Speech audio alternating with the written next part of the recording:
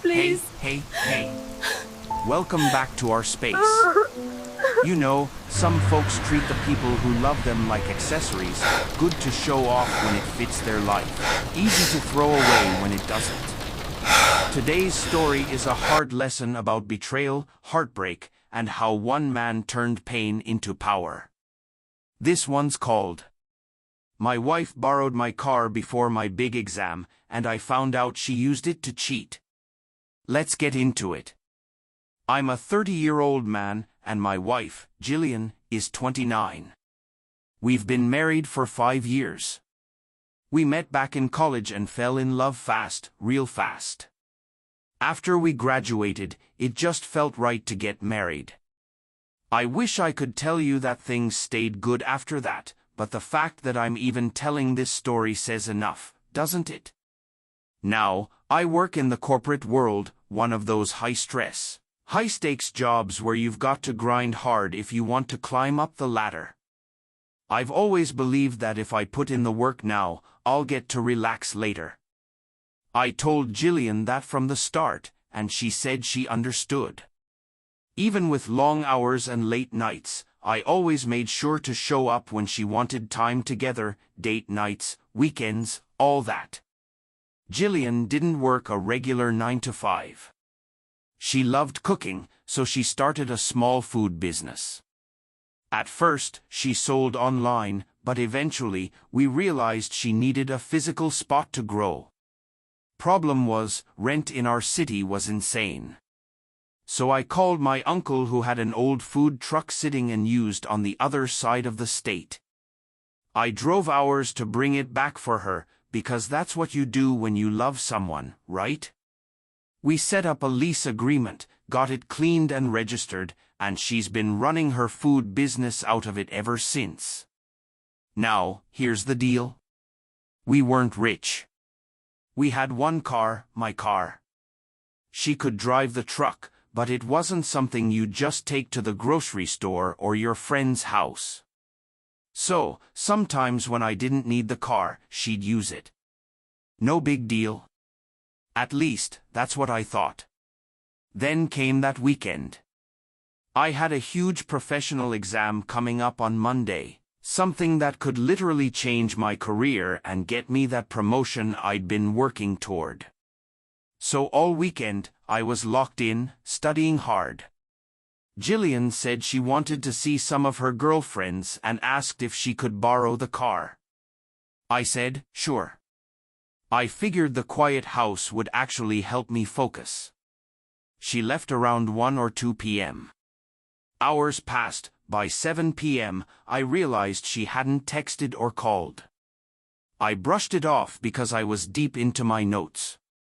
But before bed, I texted her. Hey, don't drink too much, okay? I need the car for my exam tomorrow morning.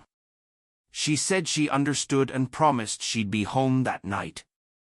I kept studying until about 11 p.m. and finally passed out on the couch.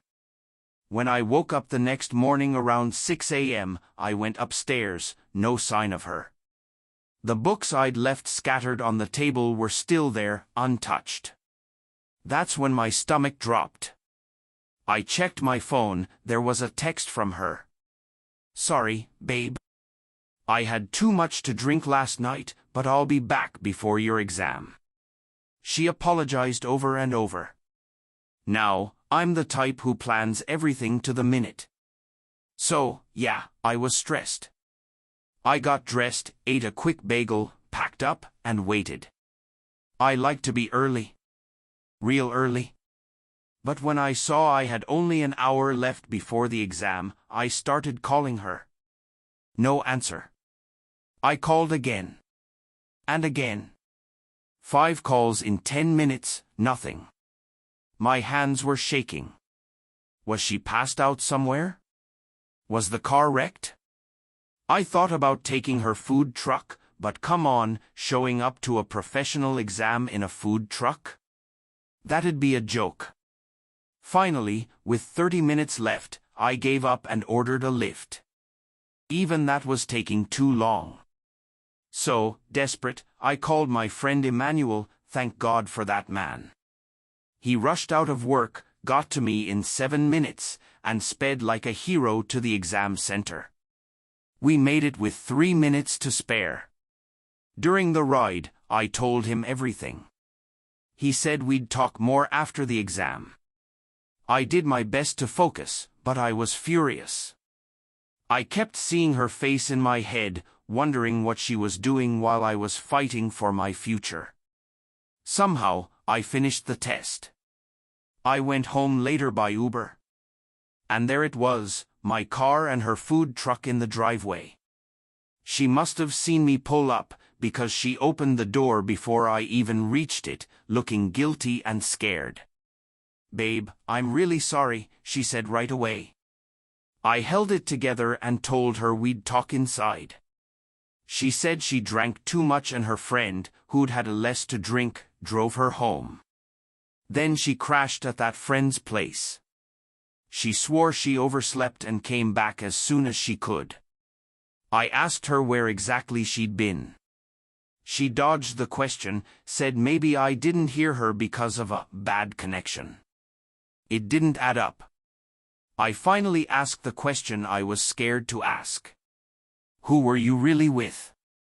There was this long pause, too long. Then she said, "My friend." But deep down, I knew she was lying. Days later, I found out the truth, thanks to her laptop. She'd forgotten her Google account was synced. When I opened her location history, it showed she went to a bar, like she said, but then drove 40 minutes to some guy's apartment. Not a single one of her girlfriends lived that far away. Then I opened her Google Photos. At first, pictures with her friends. Then pictures with random guys from the bar. One guy had his arm around her. And the last photos? Her in an apartment kitchen, with that same guy in the background. That was it.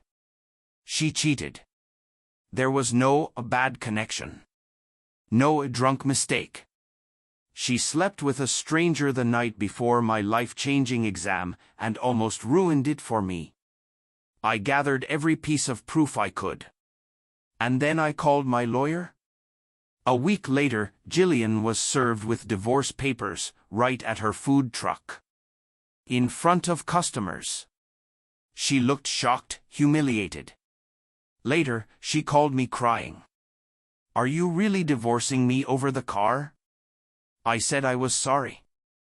I told her, "It's not about the car, Jillian. It's about the reason you didn't bring it back." She froze. Then tried to lie again. I called her out. That's when she broke. Said she met a guy at the bar, that she was drunk, that he helped her.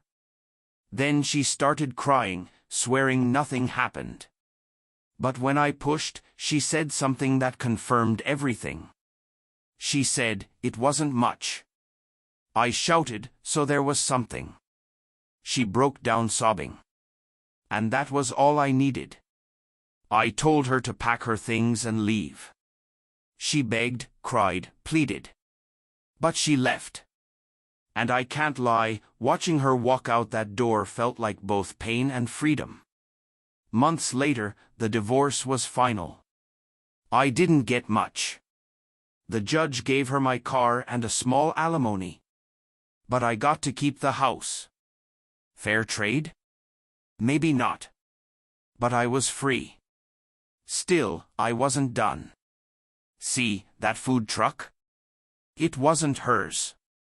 It belonged to my uncle. She was only leasing it for $500 a year, basically nothing. So, I convinced my uncle to cancel her lease. He hesitated at first, said he didn't want to ruin her. But I told him, "Uncle, she's not family anymore." He agreed.